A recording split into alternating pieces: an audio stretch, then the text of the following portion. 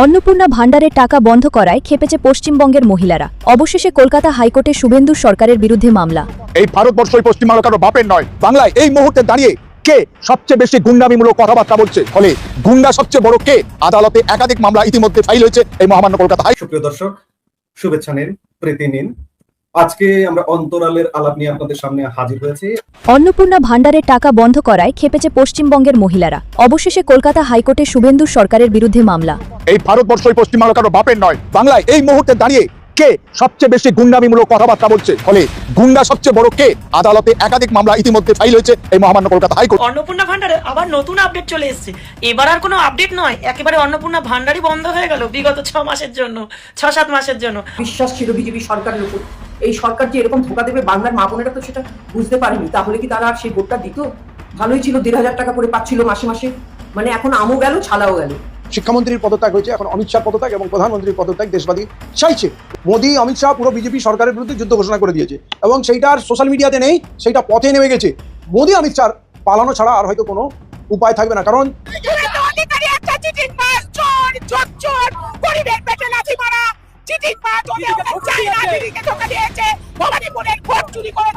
ঢুকবে না সেই আশা সেগুড়া বালি কারোরই ঢুকবে না। জুন মাসে কিছু নারীদের দিয়ে সান্ত্বনা পুরস্কার করেছে, আর জুলাইতে কিছুদের দিয়ে সান্ত্বনা দিয়েছে, আর এইবার শুরু হয়েছে আগস্টে। যাচাই করতে হবে কারা যোগ্য, তাদেরকে ভেরিফিকেশন করে করে খুঁজে খুঁজে বাছাই করে করে বার করতে হবে। আরে একটা যোজনা দিতে গিয়ে প্রত্যেক মাসেই বাছাই করতে হবে, প্রত্যেক মাসেই যাচাই করতে হবে, প্রত্যেক মাসেই যোগ্যদের খুঁজে বার করতে হবে। তো আন্দোলন শুরু করো, এবার আন্দোলনের নামলে আমাকে ডেকো, আমিও যাব তোমাদের সাথে আন্দোলন। আসলে ওদের মাস্টার প্ল্যানটা কেউই বুঝতে পারেনি। ওই যে সবার উপরে যে বসে আছে দাদু, সেই দাদুই পরামর্শটা দিয়েছেন যে এই যে সবাইকে প্রত্যেক মাসেই মানে এটা ওটা এটা সেটা করে করে ঘুরিয়ে ঘুরিয়ে কিছু লোককে দিয়ে, মানে 5 জনকে দিয়ে বলো 5 লাখকে দিয়েছি, তারপরের মাসে আবার 10 জনকে দিয়ে বলো 10 লাখকে দিয়েছি। মানে এইভাবে সবাইকে একটু চুপচাপ রাখো, যে যতগুলো করে করে ভেরিফিকেশন হচ্ছে তত করে তার অ্যাকাউন্টে পাঠাচ্ছি। তারপরে আস্তে আস্তে যে যোগ্য কারা বাছাই করতে হবে, মানে এইসব হাবি জাবি বুঝিয়ে তারপরে আস্তে আস্তে এটাকে পুরোই বন্ধ করে দাও। এটাকে তোমরা কেউ বুঝতে পারোনি, কিন্তু আমার মোটা মাথার বুদ্ধিতে কিন্তু আমি বুঝতে পেরেছি। আর যারা এসে ওই যে অন্ধভক্তরা এসে কমেন্ট করো না, তারা এবার গোবর খাও। সংবিধান বিরোধী একটা আইন যদি বিধানসভায় গায়ের জোরে বা সংখ্যার জোরে পাস করে নিলেই সেটা আইন হবে না।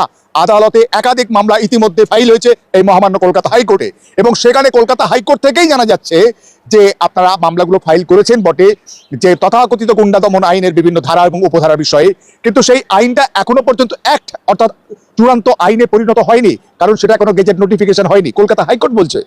ফলে তার এখন শুনানির প্রয়োজন নেই। অথচ সমস্ত মিডিয়া, সমস্ত মানে ছোট বড় বিভিন্ন সাইজের নেতারা শাসক দলের, তারা দাবি করছে গুন্ডা দমন আইন হয়ে গেছে।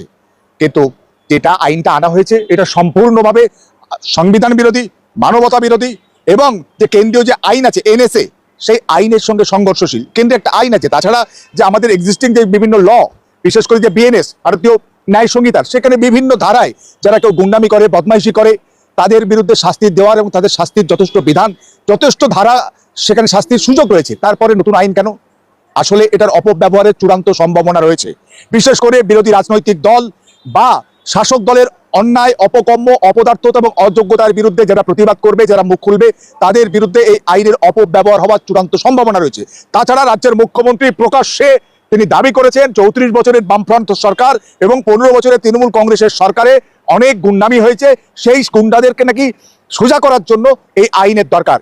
কিন্তু মুখ্যমন্ত্রী বোধহয় নিজেই তখন ভুলে যান তিনি তৃণমূল কংগ্রেসের 15 বছর রাজত্বকালের 9.5 বছর কিন্তু তৃণমূল কংগ্রেসের গুরুত্বপূর্ণ দায়িত্বে ছিলেন, এবং শুধুমাত্র মানে প্রশাসনের নয়, দলেরও গুরুত্বপূর্ণ দায়িত্ব সামলেছেন। ফলে তিনিও যে তার মধ্যে পড়েন সেটা কিন্তু ভুলে যান তিনি। ঠিক একই সঙ্গে বাংলার মানুষ দেখতে পাচ্ছে যে এই বাংলায় এই মুহূর্তে দাঁড়িয়ে কে সবচেয়ে বেশি গুন্ডামিমূলক কথাবার্তা বলছে, যে তার বডি ল্যাঙ্গুয়েজ, তার থ্রোয়িং, তার অ্যাটিটিউড, প্রত্যেকটা শব্দচয়ন, চশমার উপর থেকে দেখা, এবং যে ভাষায়, যে ভঙ্গিতে, যে ভাবে হুমকি ধমকি প্রতি মুহূর্তে দিয়ে চলেছেন কোন মানুষটি? বাংলার মানুষ কিন্তু দেখছে। ফলে গুন্ডা সবচেয়ে বড় কে? বা আসলে আমরা সবাই জানি গুন্ডারা কাদের সঙ্গে থাকে। গুন্ডারা সাধারণভাবে শাসক দলের সঙ্গে থাকে। অনেক বড় বড় মানে বিভিন্ন রাজনৈতিক দল ঘুরে বেড়ানো অনেক বড় বড় রথী মহারথী, তাদেরকে গুন্ডা বলেই বাংলার মানুষ জানে, তারা গুন্ডামি করেই বেড়ায়। কিন্তু তারা এখন অনেকেই জার্সি বদলে এখন শাসক দলের এখন মন্ত্রী নেতা হয়ে গেছেন। ফলে গুন্ডা দমন আইন বিরোধীদেরকে শুধুমাত্র যে জব্দ করার জন্য, তাদের প্রতিবাদ, তাদের প্রতিরোধ, শাসকের অন্যায় অপকর্মর বিরুদ্ধে যারা মুখ খুলবে তাদের বিরুদ্ধে ব্যবহার করার জন্য এই আইন আনার প্রচেষ্টা হচ্ছে। কিন্তু এই আইন আশা করি মহামান্য সুপ্রিম হাইকোর্ট, কলকাতা হাইকোর্ট প্রয়োজনে মহামান্য সুপ্রিম কোর্টেও মামলা গড়াবে যদি এই আইন বাতিল না হয়। কারণ ভারতবর্ষের যে সংবিধান, সেখানে যে আর্টিকেল 22-তে বলেছেন যে কেউ মানুষ অ্যারেস্ট হলে তার কি কি সুবিধা আছে বা কি কি তিনি মানে ব্যবস্থাপনার মধ্য দিয়ে তিনি যেতে পারবে, তাকে বিচার করতে হবে, বিচারের সুযোগ দিতে হবে। কিন্তু বিনা বিচারে 1 বছর আটক, এ তো কালা কানুন, তো মানবতা বিরোধী, এটা হতে পারে না। এটা আসলে তড়িঘড়ি করে কোনো ভাবনা চিন্তা না করেই এই শাসক দল এই আইন এনেছে। এর আগেও দেখলাম হঠাৎ করে সুরাবর্তী এভিনিউর নাম বদলে দিয়ে গোপাল পাঁঠা অর্থাৎ গোপাল মুখার্জির নামে করেছে। কি সুরাবর্তী নাকি ওই সমস্ত ওই 46-এর মানে রায়ট, সেখানে নাকি তার হাতে রক্ত লেগে আছে। আসলে সেই রাজনৈতিক সুরাবর্তী আর এই সুরাবর্তী যে এক নয়, সেটা জানা এবং বোঝা এবং সেগুলো ধরিয়ে দেওয়ার বা বুঝিয়ে দেওয়ার মতো মানুষজন বোধহয় এখানে বড্ড কম আছে। সেই কারণে তারা কোন সুরাবর্তীর নামে ওই রাস্তাটা হয়েছিল, কলকাতা কর্পোরেশনের যে নথি সেইটা দেখে ভাবার এবং চিন্তা করার এবং তারপরে সিদ্ধান্ত নেওয়ার সেরকম লোকজনের বড্ড অভাব। হটকারিতা এবং একটা গুন্ডামিমূলক মস্তানিমূলক আচার আচরণ বাংলায় বড্ড বেশি দেখা যাচ্ছে। ধর্মতলায় যে গন্ডগোলটা হলো সেই জন্য মুখ্যমন্ত্রী বড় মুখ করে বললেন যারা যারা এই গন্ডগোল করেছেন শুক্রবারীরা তাদেরকে এমন শাস্তি দেবো 3 পুরুষ যাদের মনে থাকে, কিন্তু 3 দিন পরে তারা ছাড়া পেয়ে গেল। 3 দিন নয়, মাত্র 2 দিন। ব্যাংশাল কোর্ট 2 দিনের পিসি দিয়েছিল, 2 দিন পরেই প্রত্যেককে জামিন মঞ্জুর করেছেন। মুখে বড় বড় কথা, কাজের বেলায় লবডঙ্কা। আসলে শুক্রবারই এই শব্দটা হঠাৎ ভারতবর্ষে বা আমাদের বাংলা অভিধানে শুক্রবারই বলে কোনো শব্দ ছিল না। শুক্রবার সপ্তাহে 7 দিনের একটি বার ছিল, কিন্তু হঠাৎ শুক্রবারই কাদেরকে বোঝাতে চেয়েছেন, কাদেরকে টার্গেট করেছেন, কাদেরকে টার্গেট করতে চাইছেন প্রতিদিন প্রতি মুহূর্তে বাংলা দেখছে, বাংলার মানুষ দেখছে। ফলে সেটা হতে পারে না, সেটা চলতে পারে না এইভাবে দিনের পর দিন। আমরা জানি যে লকেট চট্টোপাধ্যায়ের জন্মদিন, আমরা যতদূর জানতে পারছি তার জন্মদিন নাকি আপনার শুক্রবারে। আপনার শ্রমিক ভট্টাচার্য বিজেপির সভাপতি, তার জন্মদিন নাকি শুক্রবারে। আজকে শুভেন্দুর বাবার আর আপনার জন্মদিন নাকি শুক্রবারে। আজকের শুভেন্দুর ভাই দিব্যেন্দু অধিকারী, তার জন্ম নাকি শুক্রবারে। তাহলে শুক্রবারে জন্মালেই শুক্রবারই, নাকি জুমার নামাজ হয় বলে শুক্রবার নামাজ পড়ে মুসলমানরা তার জন্য শুক্রবারই, নাকি অন্য কিছু তিনি মিনিং করতেছে? তাকেই জবাবদিহি করতে হবে, তাকেই এক্সপ্লানেশন দিতে হবে যে আপনি এই শব্দবন্ধ কেন তৈরি করলেন, কাদের টার্গেট করলেন, কেন টার্গেট করলেন। মনে রাখতে হবে ভারতবর্ষের সংবিধান এখনো আছে। ভারতবর্ষের সংবিধান বলেছে জাতি ধর্ম বর্ণ নির্বিশেষে কোনো রকম কোনো বৈষম্য করা যাবে না, বৈষম্যমূলক আচরণ করতে পারবে না। যারা মুখ্যমন্ত্রী হোক আর বিধায়ক হোক প্রত্যেকেই কিন্তু সংবিধানের নামে শপথ নিয়েছেন। ফলে সংবিধান মেনে চলা প্রত্যেকের বাধ্যবাধকতা রয়েছে।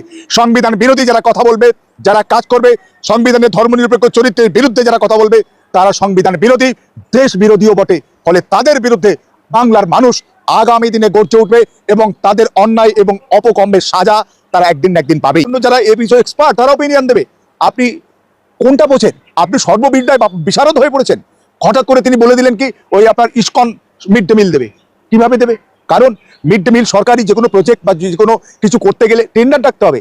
টেন্ডারে সবচেয়ে কম এবং ভালো যে জিনিসটা দেবে তাকেই দিতে হবে। ফলে আপনি ঘোষণা দেবেন, আপনার মতো কোনো একটা এজেন্সি বা কোনো একটা সংগঠন বা কিছু লোকজন তারাই দেবে। মিড ডে আপনারা তো যেটা বললেন যে মিড ডে মিল ডিম দেওয়া যাবে না, ডিম নাকি আমিষ খাবার, নিরামিষ চলবে। আমিষ নিরামিষ, আমিষ তো দরকার শিশুদের জন্য। অপুষ্টিতে ভোগে গ্রামের মানুষ যারা সরকারি স্কুলে পড়ে, বেশিরভাগই নিম্নবিত্ত পরিবারের মানুষ, তাদের আমিষ খাবার দরকার, পুষ্টি দরকার। ডিমে অত্যন্ত পুষ্টিকর খাদ্য, আমরা সবাই জানি, বিজ্ঞান বলছে।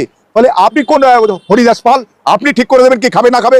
তার জন্য এক্সপার্ট যারা পুষ্টিবিদ যারা তারা বলবে, আপনি কে বলার? ফলে আমাদের যে সমস্ত কথাবার্তা চলছে হুইমজিক্যালি চলছে, হটকারি করে চলছে এবং সাম্প্রদায়িক দৃষ্টিভঙ্গিতে চলছে এবং একটা বিশেষ সম্প্রদায়কে টার্গেট করে সমস্ত কিছু করার চেষ্টা হচ্ছে।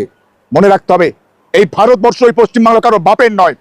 আমাদের পূর্বপুরুষরা স্বাধীন করেছে ভারতবর্ষ, তাদের রক্তে স্বাধীন হয়েছে। আমরা হিন্দু মুসলমান শিখ ইসাই ভারতবর্ষকে স্বাধীন করেছি।